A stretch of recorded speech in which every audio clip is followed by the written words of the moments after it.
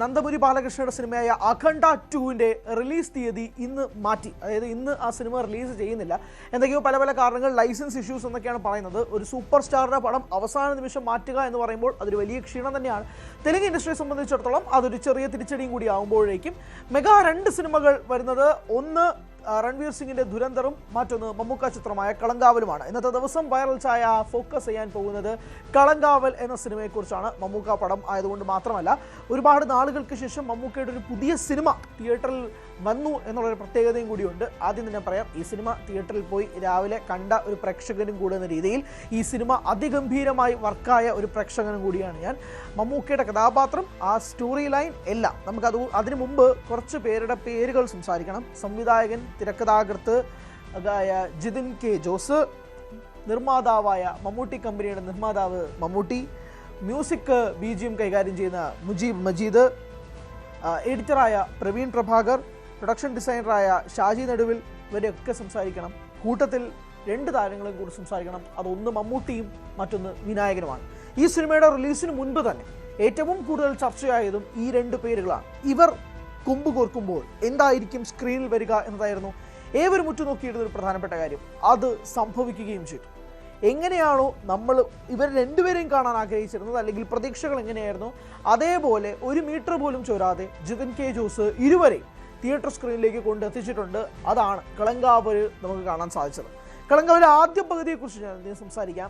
ആദ്യ പകുതി നമുക്ക് ഇൻട്രൊഡ്യൂസ് ചെയ്യുന്നത് പോലും വളരെ സിമ്പിളായിട്ടാണ്. പക്ഷേ അയാളിൽ ഉള്ളിൽ കിടക്കുന്ന ആ വിഷം അധിക നാളൊന്നും അടിയിൽ കിടക്കില്ല, അതൊക്കെ പുറത്തേക്ക് തള്ളും എന്നൊക്കെ പറയുന്നത് പോലെ മമ്മൂക്കയുടെ വിഷവിത്തുക്കൾ ജിതിൻ കെ ജോസ് ആദ്യം തന്നെ പ്രേക്ഷകരുടേക്ക് മുന്നിലേക്ക് കൊണ്ടെത്തിക്കുന്നുണ്ട്. അധികം സമയം ഒന്നും കളയാതെ തന്നെ തുടങ്ങുന്നത് തന്നെ വില്ലനിസത്തിലേക്ക് തന്നെയാണ്. ആ വില്ലനിസം പിന്നീട് അവസാനിക്കുന്നത് ഏറ്റവും ടെറർ പീക്ക് കൊടൂരമായ വില്ലനായ മമ്മൂട്ടിയാണ്. ഞാൻ വെല്ലുവിളിക്കും, ഇന്ത്യൻ സിനിമയിൽ ഇതുപോലൊരു സ്റ്റാർഡം നേടിയിരിക്കുന്ന ഒരു വ്യക്തി ഇതുപോലൊരു കഥാപാത്രം ചെയ്യില്ല എന്നുള്ളത് തന്നെയാണ്. നമ്മൾ പലപ്പോഴായി മമ്മൂട്ടി എന്ന നടനെ പറ്റി ഇതുപോലെ സംസാരിച്ചിട്ടുണ്ട്. നൻപകൽ നേരത്തെ മയക്കത്തിലും, ഭ്രമയുഗത്തിലും, റോഷാക്കിലും, കാതൽ ദ കോറിലും ഒക്കെ തന്നെ മമ്മൂട്ടി എന്ന നടൻ ഇതുപോലുള്ള വേഷങ്ങൾ കൈകാര്യം ചെയ്യുന്നതിനെ പറ്റി നമ്മൾ ചോദിച്ചിട്ടുണ്ട്, അതുപോലെ സംസാരിച്ചിട്ടുമുണ്ട്. ഡൊമിനിക് ആൻഡ് ദ ലേഡീസ് പേഴ്സും ബസൂക്കയും ഒക്കെ ഒന്ന് പാളിപ്പോയെങ്കിൽ പോലും 2022 ശേഷമുള്ള മമ്മൂട്ടി കംപ്ലീറ്റ്ലി ഡിഫറൻ്റ് ആണ്. ആ ഡിഫറൻസ് തന്നെയാണ് ഇപ്പോൾ കളങ്കാവലിലും എത്തി നിൽക്കുന്നത്. എന്തായാലും ആദ്യ പകുതിയിൽ അതിഗംഭീരമായ ഒരു ഇന്റർവെൽ ബ്ലോക്കും കൂടി വന്നതിന് ശേഷം ഈ പടം 2ാം പകുതിയിൽ എന്താകുമെന്ന പ്രതീക്ഷയിൽ ഞാനെന്ന പ്രേക്ഷകൻ നിന്നു. അതുകൊണ്ട് തന്നെ ആദ്യ പകുതി സമയത്ത് ഒരു റിവ്യൂ എടുത്തിരുന്നു. ആ റിവ്യൂയിലേക്ക് പോകാം. നമസ്കാരം, സ്വാഗതം. കളങ്കാവലിന്റെ ആദ്യ പകുതി കണ്ടിറങ്ങുന്നതാണ്. നമ്മൾ വിചാരിച്ച പോലും ഒന്നുമല്ല. നമ്മൾ വിചാരിച്ചത് മമ്മൂക്കയുടെ ഒരു പക്ക ഡെവിലിഷ് ഐറ്റമാണ്. പക്ഷേ പക്ക ഡെവിലിഷ് ഒന്നും അല്ല മക്കളെ, അതിലും കൊടൂരമായ ഐറ്റമാണ് പടത്തിനകത്ത് ഒരുക്കി വെച്ചിരിക്കുന്നത്. Mammookka out and out villainism എന്ന് പറഞ്ഞു കഴിഞ്ഞാൽ ഫ്രം ദ ഫസ്റ്റ് ഫ്രെയിം തൊട്ട് മമ്മൂക്കയുടെ വില്ലനിസമാണ്. വില്ലൻ എന്ന് പറഞ്ഞാൽ കുറഞ്ഞു പോകും. നമുക്ക് കലി തോന്നി, നമുക്ക് അയാളുടെ മുഖം എടുത്ത് ചോവരി ചേർത്ത് ഇരുത്തി ഉരയ്ക്കാൻ തോന്നില്ലേ, അമ്മാതിരി കലിപ്പ് പോകുന്ന രീതിയിലുള്ള വില്ലൻ. സത്യം പറഞ്ഞാൽ എനിക്ക് ഇമാതിരി കഥാപാത്രങ്ങളൊക്കെ മമ്മൂക്ക ചെയ്യുമ്പോഴാണ് നമുക്കൊരു ആദരവ് തോന്നുന്നത്. ഈ മനുഷ്യന് തൻ്റെ സ്റ്റാർഡം ഒന്നും നോക്കാതെ ഇതുപോലത്തെ, ഞാൻ വെല്ലുവിളിക്കാം, ഇന്ത്യയിൽ ഒരു സൂപ്പർ സ്റ്റാറും ഇമാതിരി കഥാപാത്രം എടുക്കൂല, ഇതുപോലുള്ള കഥാപാത്രങ്ങൾ ചെയ്യില്ല. നമ്മളിപ്പോൾ കാതൽ കണ്ടിട്ട് തോന്നിയതും, അല്ലെങ്കിൽ നൻപകൽ കണ്ടിട്ട് തോന്നിയതും, ആ പുഴു കണ്ടിട്ട് തോന്നിയതും ഒക്കെ തന്നെയാണ് ഇതിലും തോന്നുന്നത്. അതായത് no one will dare to do such a role, no one. അതായത് അയാളുടെ സ്റ്റാർഡം കീപ്പ് ചെയ്യാൻ വേണ്ടിയിട്ട് ഒരിക്കലും അയാൾ ഈ റോൾ ചെയ്യില്ല. പക്ഷെ മമ്മൂക്ക ചെയ്യും. അത് ഭയങ്കര സന്തോഷമാണ്. അങ്ങനെ ഒരു സൂപ്പർ സ്റ്റാർ ഇതുപോലുള്ള കഥാപാത്രങ്ങൾ ചെയ്യാനും. സിനിമയിലുള്ള ആക്രാന്തം എന്നൊക്കെ പുള്ളി വന്ന് ഇൻ്റർവ്യൂവിൽ പറയുന്നത് തള്ളൊന്നുമല്ല, സത്യമാണ്. അല്ലെങ്കിൽ ഒരിക്കലും ഇതുപോലുള്ള കഥാപാത്രങ്ങൾ ചെയ്യാൻ തോന്നില്ല. അമ്മാതിരി കഥാപാത്രം. ഇനി കഥയിലേക്ക് വരികയാണെങ്കിൽ, Jithin K Jose he's A debut director. പക്ഷേ അതിഗംഭീരമായിട്ട് സ്ക്രിപ്റ്റിൽ വർക്ക് ചെയ്തിട്ടുണ്ട്. ഭയങ്കര ഗംഭീര സ്ക്രിപ്റ്റാണ് ഇതിനകത്ത്. സ്ക്രീൻ പ്ലേ, അതാണ് ഇതിൻ്റെ ഏറ്റവും പോസിറ്റീവ്. കാരണം നല്ലോണം ലാഗ് അടുപ്പിക്കാൻ കഴിയുന്ന സാധനങ്ങളുള്ള ഒരു സ്ക്രീൻ പ്ലേ ആയിരിക്കാം. പക്ഷേ അത് വളരെ ഡൈല്യൂട്ടാക്കി, വളരെ ക്രിസ്പാക്കി, എന്നാൽ എല്ലാ കഥകളും പറയുന്ന രീതിയിലേക്ക് അവർ ഇതിൻ്റെ സ്ക്രീൻ പ്ലേ മെനഞ്ഞെടുത്തിട്ടുണ്ട്. ഫസ്റ്റ് ഹാഫ് കൊണ്ടെത്തിക്കുന്ന ഒരു ഹൈ നോട്ട്, തിയേറ്റർ ഒന്നാകെ കൈയടിക്കുന്ന കാഴ്ച ഒരു ഇൻ്റർവെൽ പോർഷനിൽ ഞാൻ കണ്ടിട്ട് കുറച്ച് നാളായി. തിയേറ്റർ ഒന്നാകെ അങ്ങനെ എല്ലാവരും ഒരുമിച്ചിരുന്ന് ഞെട്ടലോടെ കൈയടിച്ച ഒരു ഇൻ്റർവെൽ ബ്ലോക്കും കൂടിയായിരുന്നു.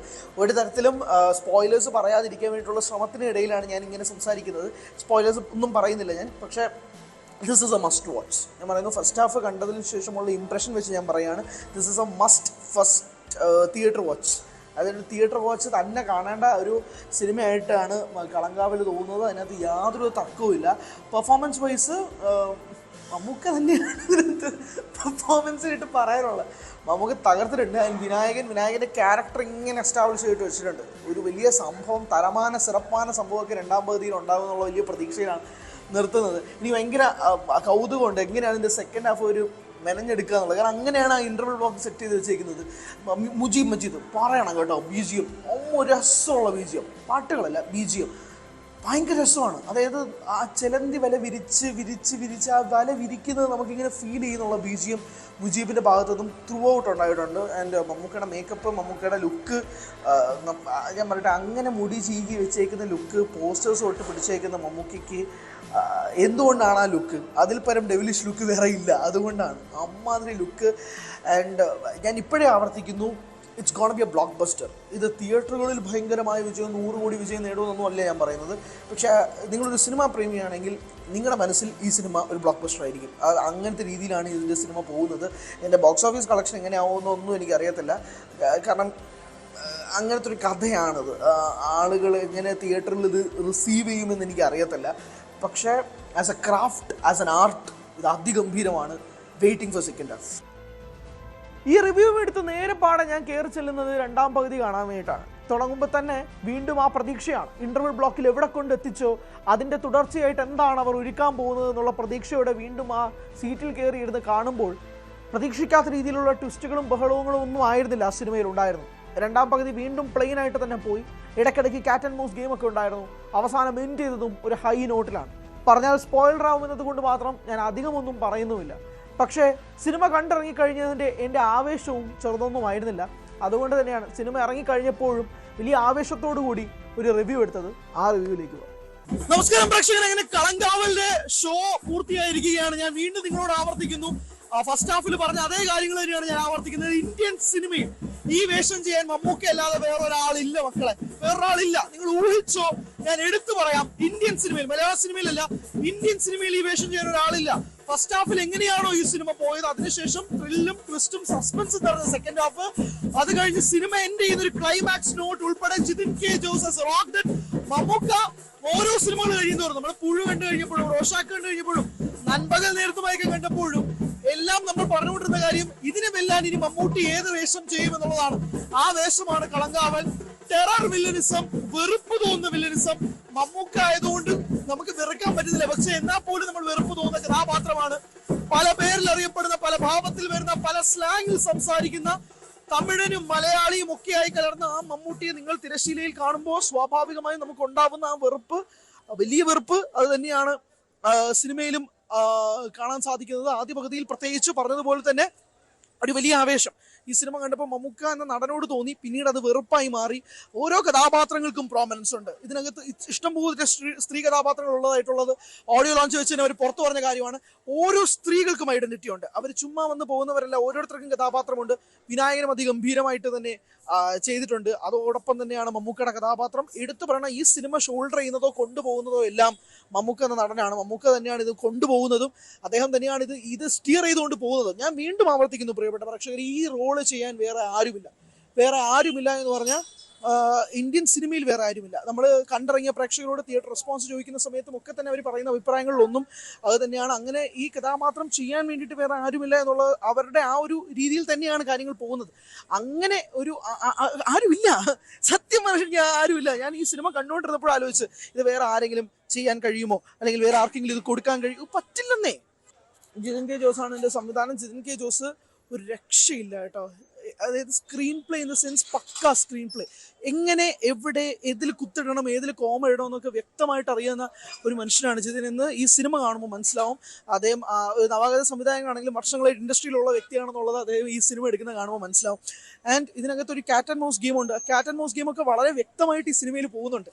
ആ വ്യക്തമായിട്ട് ഈ സിനിമ സംസാരിക്കുന്നത് കൊണ്ടാണ് 2 മണിക്കൂർ 20 മിനിറ്റ് നമ്മൾ ഈ സിനിമ പിടിച്ചു നിർത്തുന്നത്. ഭയങ്കര ആവേശത്തിലാണ് ഞാൻ. ഒരു നല്ല സിനിമ കണ്ടിറങ്ങുമ്പോൾ ഒരു പ്രേക്ഷകൻ എന്ന രീതിയിലുള്ള ഒരു ആവേശം മുഴുവൻ എൻ്റെ ഉള്ളിലുണ്ട്.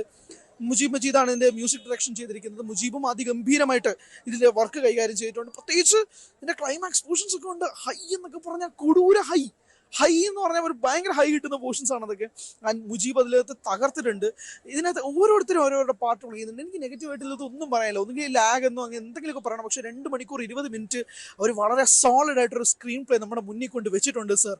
ആൻഡ് ഇയാളെപ്പോലൊരു സെക്ഷൽ പ്രിഡേറ്റർ ആയിട്ടുള്ള ഒരു വ്യക്തിയെ എങ്ങനെ മമ്മൂക്ക കൈകാര്യം ചെയ്യുന്നതിനേക്കാൾ കൂടുതൽ അത് നമ്മൾ കൺവിൻസിങ് ആണ്. നമ്മൾ കൺവിൻസ്ഡ് ആണ് അയാൾ ചെയ്യുന്ന കാര്യത്തിൽ. അയാൾക്ക് എങ്ങനെ ഇയാൾക്ക് ഇത്രയും കണക്ഷൻസ് കിട്ടുന്ന കുറേ കാര്യങ്ങളുണ്ട്. ഞാൻ ഒരു സസ്പെൻസോ അല്ലെങ്കിൽ ഒരു സ്പോയിലറോ പറയുന്നില്ല. Go experience it in theatres guys. തിയേറ്റേഴ്സിൽ കാണേണ്ട ഒരു സിനിമയാണ്. Must watch in theatres. തിയേറ്റേഴ്സിൽ നിങ്ങൾക്ക് ഓരോ പൈസയും നിങ്ങൾക്ക് വേർത്താവുന്ന രീതിയിലേക്ക് ഈ സിനിമ മാറത്തുള്ളൂ. ആ വേർത്തിനെസ് മുഴുവൻ ഇതിനകത്ത് ഉണ്ടാകും. അത്രയും വെർത്താണ് പടം. ആ വെർത്ത് നിങ്ങൾ മിസ് ഔട്ട് ആക്കരുത്. പൂർണ്ണമായും നിങ്ങൾ തിയേറ്ററിൽ പോയി കാണാൻ ശ്രമിക്കുക. ഒരാളുടെയും റിവ്യൂ കേൾക്കണ്ട, ഒരാളുടെയും വാക്ക് കേൾക്കണ്ട, ഒരാൾ പറയുന്നതും കേൾക്കണ്ട. നിങ്ങൾ ഇത്ര ഹൈപ്പും കയറ്റണ്ടെന്ന് തന്നെ ഞാൻ പറയത്തുള്ളൂ. നിങ്ങൾ തിയേറ്ററിൽ പോയി കാണുക. ഒരു ബ്ലാങ്ക് പേപ്പറോടെ നിങ്ങൾ കാണുക. മമ്മൂക്ക അതിനകത്ത് നിങ്ങൾക്കൊരു സ്കെച്ച് വരച്ച് തരും ആ ഒരു ബ്ലാങ്ക് പേപ്പറിൽ. അത് നിങ്ങൾക്ക് ഗംഭീരമായിട്ട് മാറുകയും ചെയ്യും. അതാണ് ദാറ്റ്സ് അബൌട്ട് കളങ്കാവൽ. സ്വാഭാവികമായും ഒരു സിനിമ വിജയിപ്പിക്കുന്നത് പ്രേക്ഷകരാണ്. ആ പ്രേക്ഷകരുടെ അഭിപ്രായങ്ങൾക്ക് തേടിയായിരുന്നു പിന്നീടുള്ള യാത്ര. പ്രേക്ഷകർ, മമ്മൂട്ടി ആരാധകർ, സാധാരണ ജനങ്ങൾ ഇവരെല്ലാവരും കാത്തിരുന്ന ഒരു ദിവസം ഇന്നും കൂടിയാണ്. മമ്മൂട്ടിയുടെ ഒരു സിനിമ തിയേറ്ററിൽ കാണണമെന്ന അതിയായ ആഗ്രഹം ഇവരുടെ എല്ലാവരുടെയും ഉള്ളിലുണ്ടായിരുന്നു. അങ്ങനെ പ്രേക്ഷകരുടെ അഭിപ്രായം തേടിയപ്പോഴേക്കും ഇതിൽ നിന്നും വ്യത്യസ്തമായിരുന്നില്ല കാര്യങ്ങൾ.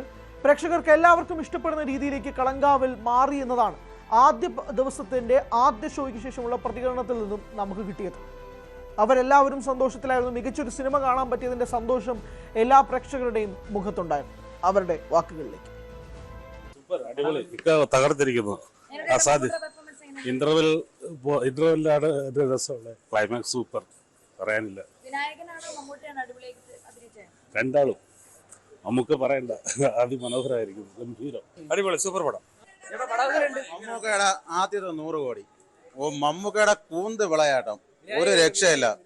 എന്റെ അമ്മ മമ്മൂക്ക വിനായകനെ നെഞ്ചോട് ചേർത്ത് വെച്ചണെങ്കിലേ പിന്നെ വിനായകൻ എങ്ങനെയായിരിക്കും സ്ക്രീന് കത്തിച്ചു കളഞ്ഞു. വിനായകൻ ഒരു രക്ഷയില്ല. രണ്ടോരും ട്വിസ്റ്റോടെ ട്വിസ്റ്റ്.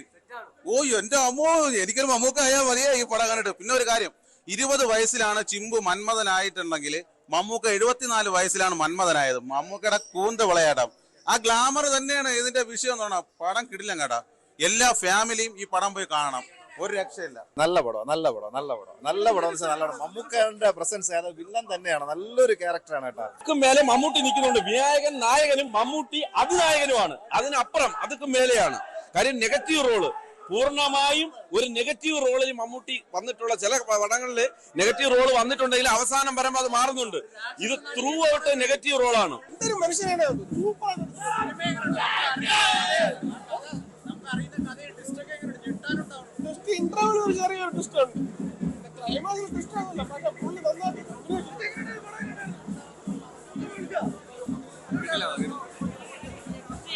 ഒരു രക്ഷയില്ല. കിഴിയം മുളക് മമ്മൂക്കാടെ വൺ ഓഫ് ദി കംബാക്ക് പടം തന്നെയാണ്.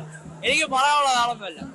ഈ പടം നിങ്ങൾ ആരും തഴഞ്ഞിടാൻ പാടില്ല. നമ്മൾ പൊതുവെ തമിഴ് ഓഡിയൻസ് ഈ മെയ്യഴകനും അതേപോലെ പടങ്ങൾ തഴഞ്ഞിട്ടതുപോലെ ഈ പടത്തിന് ഒരിക്കലും ആളുകൾ തിയേറ്റർ വാച്ച് ചെയ്യാതിരിക്കരുത്. വൻ നഷ്ടമായിരിക്കും അത്. കാര്യം വേറൊന്നുമല്ല. ഇത്ര ഒരു കിഴിയം പടം മമ്മൂക്ക ഭ്രമയുഗമൊക്കെ തന്നെ കണ്ടായിരുന്നു. മോശമായിരുന്നു. അതുപോലെ ഒരിക്കലും മോശം വരാൻ പാടില്ല. വിനായകനും മമ്മൂക്കയും കൂടെ മത്സരിച്ച് അഭിനയിച്ചെന്ന് തന്നെ പറയാം. ഗംഭീരം എന്ന ഒറ്റവാക്ക്. ഇതിങ്ങേ ദിവസം മമ്മൂക്ക വിനായകൻ ടീമിന്റെ ഒരു പടം. ഒന്നാമത്തെ കാര്യം, ഒരു ഗ്യാപ്പിന് ശേഷമാണ് മമ്മൂക്കയുടെ പടം വരുന്നത്. എല്ലാവരും ഇങ്ങനെ പ്രതീക്ഷിച്ചിരിക്കുകയായിരുന്നു എപ്പോഴാണ് ഈ പടം വരിക എന്ന്. അതായത് പുള്ളിക്ക് അഭിനയിക്കാൻ പറ്റാതെ കുറെ ദിവസം ആരോഗ്യസ്ഥിതി മോശമായിരുന്നു. അത് കഴിഞ്ഞ് ഈ പടം വരും എന്ന് പറഞ്ഞു. പിന്നെ ഡേറ്റ് 27 എപ്പിസോഡ് ഡേറ്റ് മാറി. പിന്നെ ആകാംക്ഷയായി. പക്ഷേ ഈ പടത്തിനകത്ത് എന്തോ ഉണ്ടെന്ന് നേരത്തെ നമുക്കെല്ലാം അറിയാമായിരുന്നു. ആ നമ്മുടെ മനസ്സിൽ വിചാരിച്ച തന്നെ പറഞ്ഞുള്ളൂ. കുറെ ദിവസം കഴിഞ്ഞ് മമ്മൂക്കയെ കണ്ട സന്തോഷം.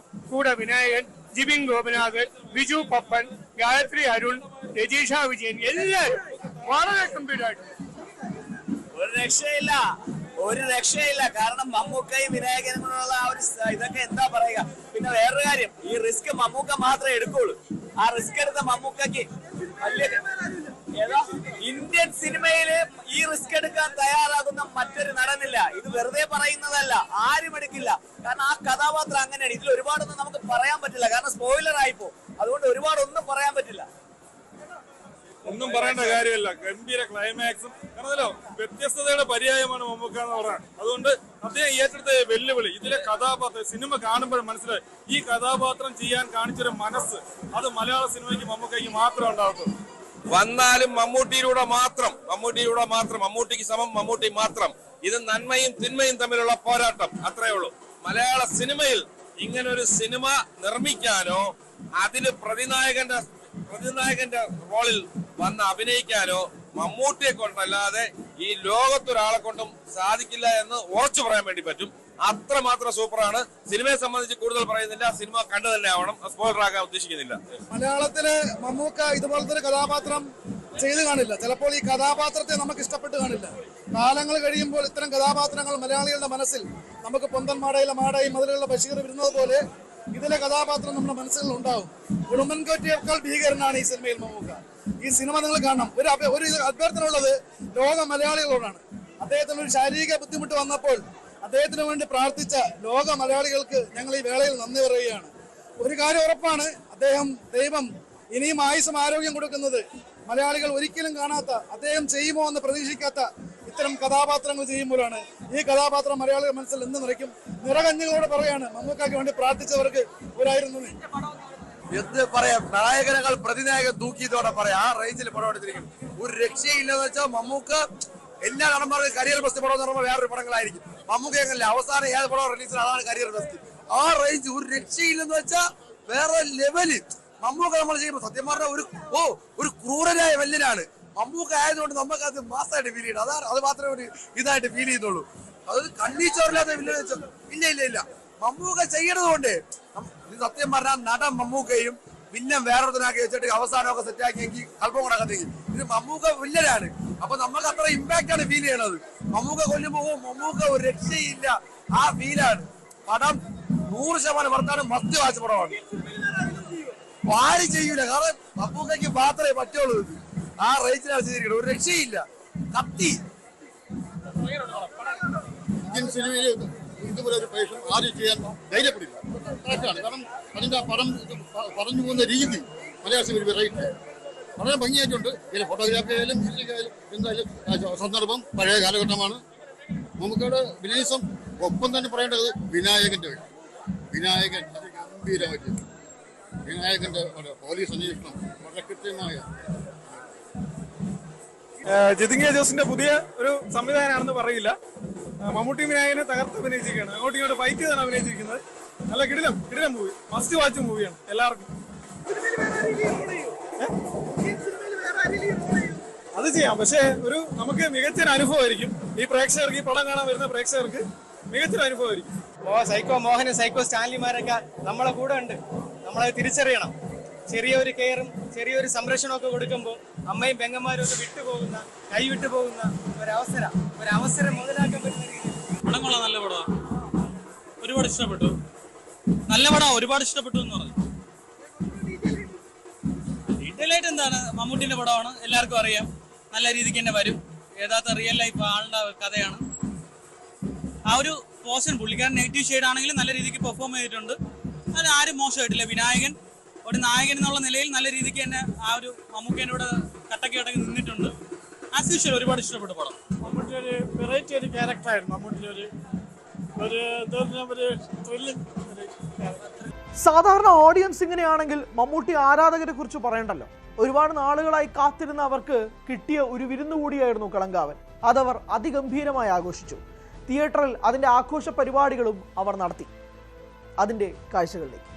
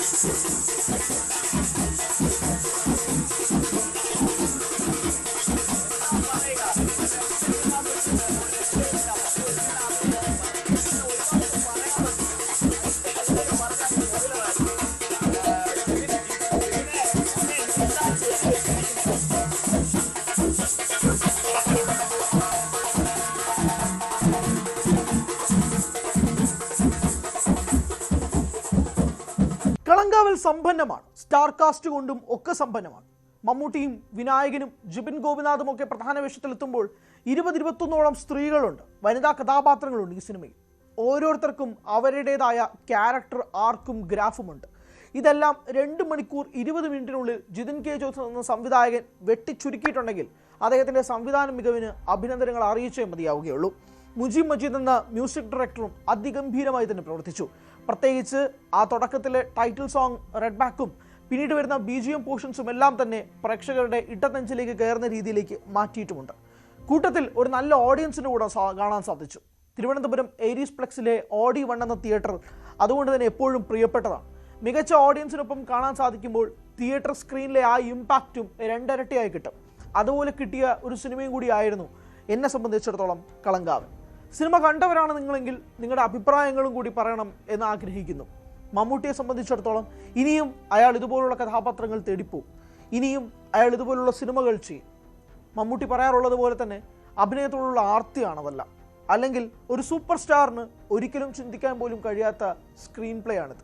ഒരുപക്ഷെ പലരും റിജക്റ്റ് ചെയ്തു കളയുന്ന ഒരു കഥാപാത്രവും കൂടിയായിരിക്കും ഇത്. ഞാൻ ഇതെന്ന് പറയുന്നത് ഈ കഥാപാത്രത്തിന് സത്യമായിട്ടൊരു പേരില്ല, പലപ്പോഴായി പല പേരുകളിലാണ് ഇയാൾ അറിയപ്പെടുന്നത്. അതുകൊണ്ട് തന്നെയാണ് കഥാപാത്രം ഏതാണെന്ന് പോലും അറിയാത്ത ആ വ്യക്തിയെ മമ്മൂട്ടി അതിഗംഭീരമായി മാറ്റുകയും ചെയ്തത്. മമ്മൂട്ടി കമ്പനി എന്ന പ്രൊഡക്ഷൻ കമ്പനിയുടെ 7ാമത്തെ ചിത്രമാണ് കളങ്കാവൻ. കഴിഞ്ഞ 6 ചിത്രങ്ങളും ഇതുപോലെ തന്നെ അഭിനന്ദനങ്ങൾ വാരിക്കൂട്ടുകയും ചെയ്തു. അതിൽ 2-3 പാളിച്ചകൾ സംഭവിച്ചിട്ടുണ്ടെങ്കിൽ പോലും മമ്മൂട്ടി എന്ന നടൻ്റെയും കഥാപാത്രത്തെയും ഒക്കെ തന്നെ അഭിനന്ദനങ്ങൾ ഈ 6 ചിത്രങ്ങളിലും ഉണ്ടായിരുന്നു. 7ാം ചിത്രമായ കളങ്കാവലിലും അത് മാറ്റമൊന്നുമില്ല. അതുകൊണ്ട് തന്നെ എൻ്റർടൈൻമെൻറ്റ് മേഖലയിൽ, പ്രത്യേകിച്ച് മലയാള സിനിമാ മേഖലയിൽ ഇന്നത്തെ ദിവസം അടയാളപ്പെടുത്തുന്നത് കളങ്കാവൽ ഡേ ആയിട്ട് തന്നെയാണ്. സിനിമ കാണാത്തവരാണ് നിങ്ങളെങ്കിൽ തീർച്ചയായും അടുത്തുള്ള തിയേറ്ററുകളിൽ സിനിമ കാണാൻ വേണ്ടിയിട്ടുള്ള ശ്രമങ്ങൾ നടത്തുക. പലപ്പോഴായി ഇപ്പോൾ തന്നെ ടിക്കറ്റ് ബുക്കിങ്ങുകളിലൊക്കെ ബുക്ക് മൈ ഷോയിൽ വളരെയധികം മുന്നോട്ട് പോയിക്കൊണ്ടിരിക്കുകയാണ്. ഏകദേശം ഉച്ചയോടുകൂടിയായപ്പോഴേക്കും ലാസ്റ്റ് 1 അവറിലെ ബുക്ക് മൈ ഷോ കണക്കെന്ന് പറയുന്നത് ഏകദേശം 10,000 ടിക്കറ്റുകൾ മേലെയാണ് കഴിഞ്ഞ 1 മണിക്കൂറിന് മേലെ ഉച്ചയോടുകൂടി വിറ്റുപോയിരിക്കുന്നത് എന്നുള്ള റിപ്പോർട്ടുകൾ കൂടി എത്തുന്നു. വൈകുന്നേരം ആകുമ്പോഴേക്കും അത് 15,000-ലേക്ക് നീങ്ങിയിരിക്കുന്നു. അങ്ങനെ ഒരു വലിയ തരംഗം തീർക്കുകയാണ് മമ്മൂട്ടി എന്നത് പറയേണ്ടി വരും. പ്രത്യേകിച്ച് വരുന്നത് ശനിയും ഞായറും ഒക്കെ തന്നെയാണ്. ആ ദിവസങ്ങളിലൊക്കെ തന്നെ കുടുംബ പ്രേക്ഷകർ ഒന്നാകെ ഈ സിനിമയ്ക്ക് വേണ്ടിയിട്ട് പോകും എന്നുള്ളത് തന്നെയാണ് മനസ്സിലാക്കാനും കഴിയുന്നത്. വരും ദിവസങ്ങളിലും വലിയ റിലീസുകളുണ്ട്, അത് കഴിഞ്ഞിട്ടുള്ള ആഴ്ചകളിലും റിലീസുണ്ട്.